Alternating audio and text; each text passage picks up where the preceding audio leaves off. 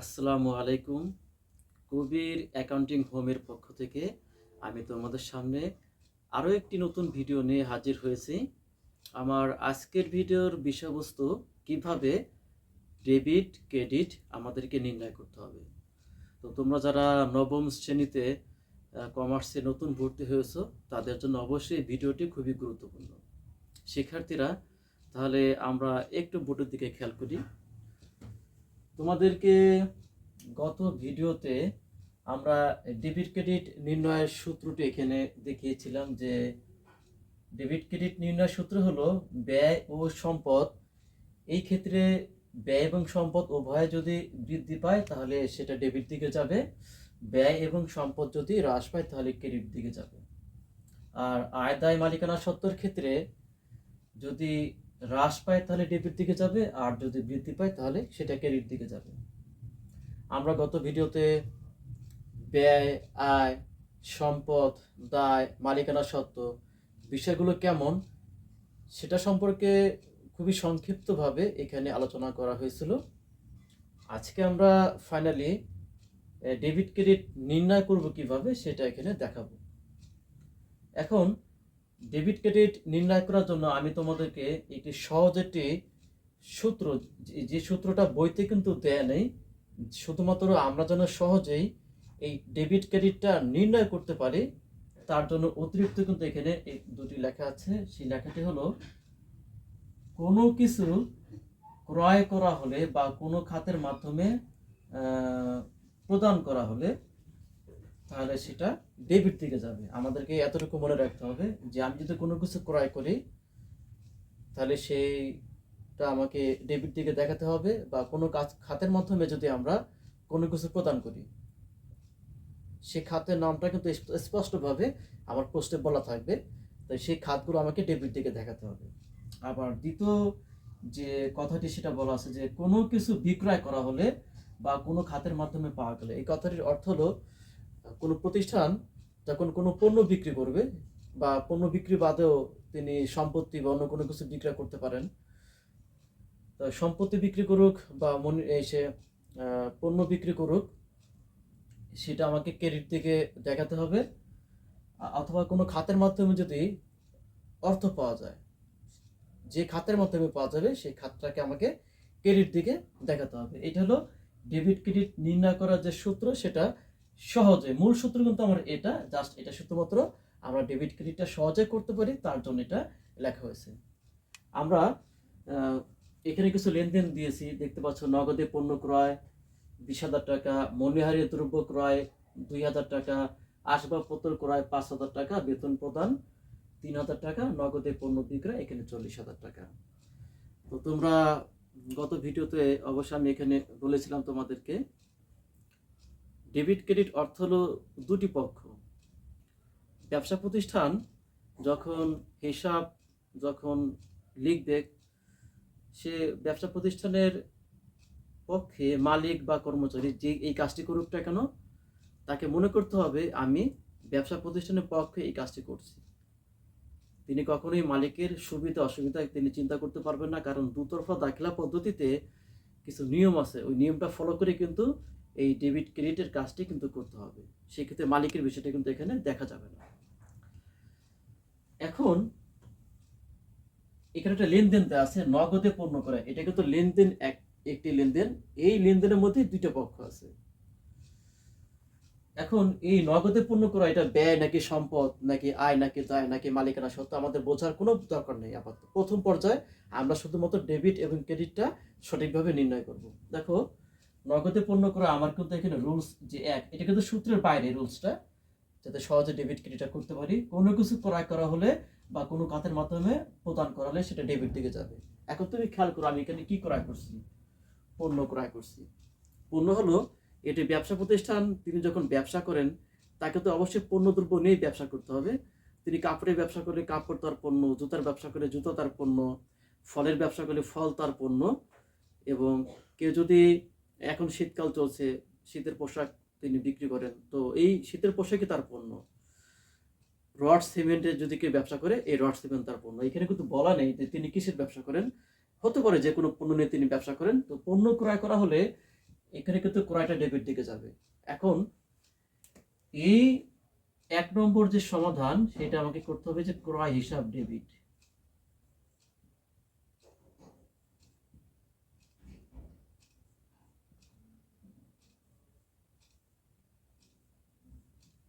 আমি এখানে ক্রয় হিসাবটা ডেবিট কি করে করলাম, কারণ আমার যে সহজে বোঝার জন্য আমি যে সূত্র তোমাদেরকে এখানে লিখেছিলাম যে কোনো কিছু ক্রয় করলে সেটা ডেবিট দিকে যাবে, এখানে বলা আছে নগদে পণ্য ক্রয়, যার ফলে এই ক্রয়টাকে আমার ডেবিট করা হলো। এখন দুটি পক্ষ, ডেবিট একটা পক্ষ এবং ক্রেডিট কিন্তু এখানে আরেকটি পক্ষ আছে। তো এখানে আরেকটি পক্ষ কি পক্ষ হলো, আমি যে পণ্যটা ক্রয় করলাম অবশ্যই আমাকে নগদে এই পণ্যটি ক্রয় করতে হয়েছে। আমি যখন কোনো পণ্য ক্রয় করতে যাব ব্যবসা প্রতিষ্ঠানের পক্ষ থেকে, আমাকে তো নগদ টাকা দিয়ে পণ্যটি ক্রয় করতে হবে। তো ক্রয়টা ডেবিট এবং এই পণ্য ক্রয় করতে যে প্রতিষ্ঠানের নগদ টাকা কিন্তু হ্রাস পেয়েছে, যার ফলে নগদ টাকা কিন্তু আরেকটি পক্ষ, নগদ টাকা প্রতিষ্ঠানের ক্যাশ থেকে কমে গিয়েছে, যার ফলে ক্রয়কে আমাকে ডেবিট করতে হবে আর নগদান হিসেবকে আমাকে ক্রেডিট করতে হবে।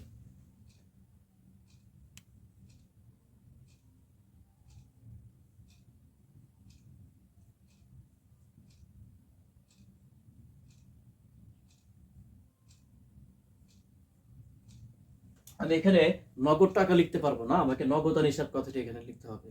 তো আমি এই সহজেই প্রথম সূত্র অনুযায়ী আমি এখানে এক ক্রমিক একের যে নগদে পণ্য ক্রয় সেই লেনদেনের মধ্যে ডেবিট, ক্রয় হিসাব ডেবিট, এটি সহজে বের করতে পারলাম এবং নগদান হিসাব ক্রেডিট। এখন আমরা এই সূত্রের মধ্যে আসি, ক্রয়টা কি? ক্রয়টা কিন্তু একটা ব্যয়, কারণ এই পণ্য তাকে বারবার ক্রয় করতে হবে। দোকানদার যখন কোনো পণ্যের ব্যবসা করে সেই পণ্য কিন্তু তাকে বারবার কিনতে হয়।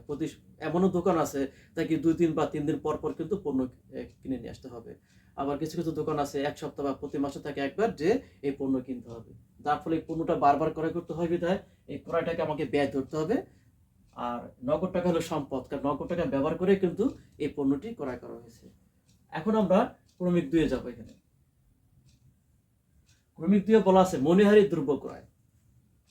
তা আমি কিন্তু শুরুতে বলেছি যে কোনো কিছু ক্রয় করলে সেটা ডেবিট দিকে যাবে। এখন মনিহারি হলো এটি প্রতিষ্ঠানের কাজে ব্যবহার করা হয়, যেমন কাগজ, কলম, পেন্সিল, হ্যাঁ, তারপরে কার্বন পেপার, যেগুলো ব্যবসার কাজে ব্যবহার করে হিসাব রাখার জন্য বা প্রতিষ্ঠানের কাজ করার জন্য। তো এইটাকে বলা হয় মনিহারি।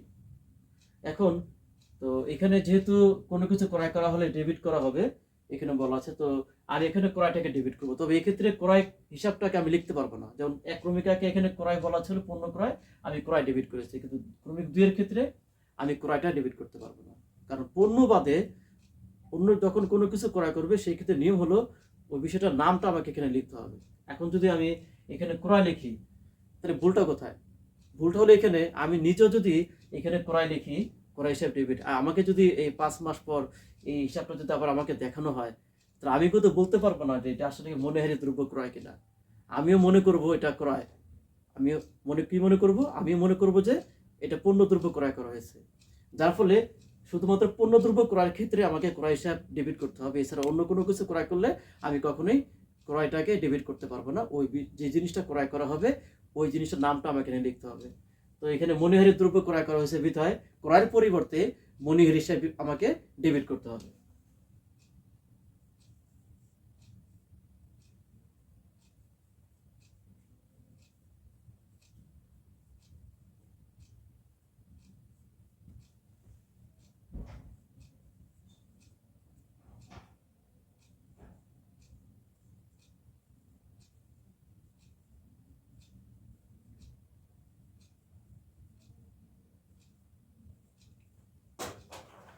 এখানে মনিহারি হিসাব ডেবিট এবং নগদান হিসাব ক্রেডিট, কারণ এই মনিহারি দ্রব্য ক্রয় করতে যে প্রতিষ্ঠানকে নগদ টাকা ব্যবহার করতে হয়েছে বিধায় অপরদিকে তার নগদ টাকা কমে গেছে।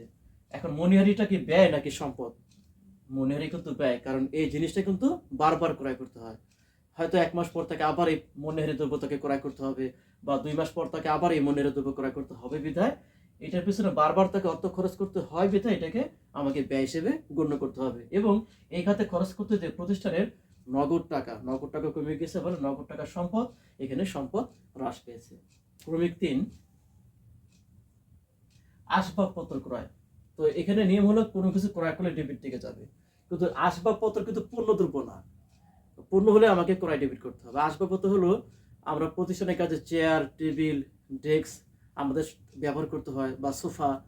তো এই বিষয়গুলোকে আমরা একত্রে আসবাবপত্র নামে আমরা অভিহিত করে থাকি। তো আসবাবপত্র যখন ক্রয় করা হয় তখন আমাদের শর্ত হলো ক্রয়টাকে ডেবিট করতে হবে, কিন্তু ক্রয়ের পরিবর্তে আমাকে আসবাবপত্র কথাটি ব্যবহার করতে হবে।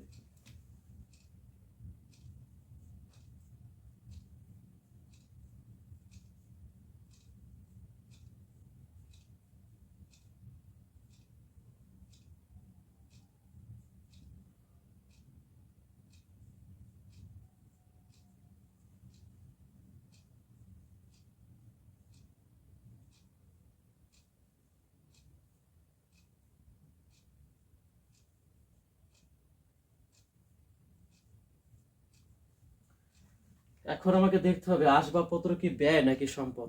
এটা অবশ্যই সম্পদ। এখন ব্যয়টা কেন হবে না? কারণ যে খাতে বারবার অর্থ খরচ করতে হয় সেই খাতগুলোকে আমাকে ব্যয় করতে হবে। আসবাবপত্র কিন্তু আমাকে বারবার কিনতে হবে না, এটা আমি একবার কিনবো কিন্তু অনেক বছর আমাকে এই প্রতিষ্ঠানে ব্যবহার করতে হবে। যার ফলে এটা অনেক বছর ব্যবহার করব, এই কারণেই এটাকে ব্যয় বা খরচ না ধরে এটাকে আমাকে সম্পদ হিসেবে গণ্য করতে হবে। যার ফলে আসবাবপত্র হিসেবে ডেবিট, এটাকে আমাকে সম্পদ ধরতে হবে, তার মানে প্রতিষ্ঠানে সম্পদটা বৃদ্ধি পাচ্ছে। আবার এই আসবাবপত্র ক্রয় করতে যে প্রতিষ্ঠানের নগদ অর্থ কিন্তু কমে গিয়েছে, যার ফলে সম্পদ হ্রাস পেয়েছে। অর্থাৎ এই লেনদেনের দুইটাই কিন্তু সম্পদ। আসবাবপত্র এটা সম্পদ, এই সম্পদ বৃদ্ধি পেয়েছে, আর এই সম্পদ কিন্তু যে প্রতিষ্ঠানের অপর দিকে নগদ টাকা হ্রাস পেয়েছে, তার মানে এখানে সম্পদ হ্রাস পেয়েছে। ক্রমিক 4, বেতন প্রদান। তো আমাদের সূত্রে এখানে বলা ছিল কোনো কিছু ক্রয় করলে বা কোনো খাতের মাধ্যমে প্রদান করলে সেই খাতটাকে ডেবিট দিকে নিতে হবে। তাই বেতন প্রদান, আমি কোন খাতে এখানে প্রদান করছি? বেতনটাই। তো বেতন খাতে যারা প্রতিষ্ঠানে কোনো কর্মকর্তা কর্মচারী কাজ করে তাদেরকে বেতন দিতে হবে। বেতনটা প্রদান করার কারণে এই বেতনটাকে আমাকে ডেবিট করতে হবে।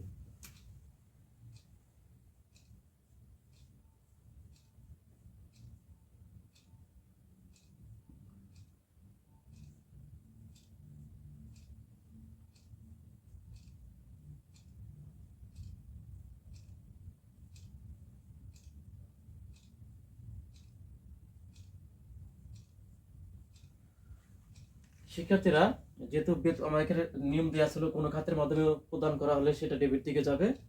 এখন বেতন বেতন প্রদান করা হয়েছে বিধায় বেতনটা ডেবিট দিকে যাবে। এখন বেতনটা কি ব্যয় নাকি সম্পদ? বেতনটা কিন্তু ব্যয়। কারণ আমি কিন্তু একটি কর্মী যদি একটি প্রতিষ্ঠানে 10 বছর বা 20 বছর চাকরি করে, তো এই বেতনটা কিন্তু একবারে কখনো দেওয়া হয় না, প্রতি মাসে তাকে বেতনটা দেওয়া হয়। এই প্রতি মাসে বেতনটা প্রদান করা হয় বিধায় এটা বারবার দিতে হবে, আর বারবার দেওয়ার কারণে এই বেতনটাকে ব্যয় ধরতে হবে। তার মানে বেতন খাতে প্রতিষ্ঠানে ব্যয়টা বৃদ্ধি পাচ্ছে। বেতন দেওয়ার কারণে প্রতিষ্ঠানের নগদ অর্থ হ্রাস পাচ্ছে। তার মানে একদিকে ব্যয় বৃদ্ধি পাচ্ছে এবং অপরদিকে প্রতিষ্ঠানের নগদ টাকা মানে সম্পদটা এখানে হ্রাস পাচ্ছে বা কমে যাচ্ছে। 5 বলা আছে নগদে পণ্য বিক্রয়। এখানে বলা আছে কোনো কিছু বিক্রয় করলে বা কোনো খাতের মাধ্যমে অর্থ পাওয়া গেলে সেটা ক্রেডিট দিকে যাবে। ক্রয় করলে যেরকম ডেবিট দিকে যাবে, বিক্রয় করলে কিন্তু সেটা ক্রেডিট দিকে যাবে। এখন আমি যদি কোনো প্রতিষ্ঠানের পক্ষে একজন বিক্রয়কর্মী, আমি এটা সহজে বোঝানোর জন্য একটা উদাহরণ দিলাম। তো দোকানদার যে বিক্রি করলো, তো বিক্রির মাধ্যমে তার আয়টা বাড়লো এবং প্রতিষ্ঠানকে ওই মানে যে বিক্রি করলো তাকে আমি নগদ টাকা দিলাম, তার মানে প্রতিষ্ঠানে নগদ টাকার আগমন ঘটলো। তো বিক্রয় যদি ক্রেডিট দিকে যায়, ডেবিট কি হবে? নগদ টাকা। কারণ প্রতিষ্ঠান যখন বিক্রি করে তখন তার নগদ টাকা বৃদ্ধি পায়। তার মানে এখানে আমাকে নগদান ডেবিট করতে হবে আর বিক্রয় এখানে ক্রেডিট করতে হবে।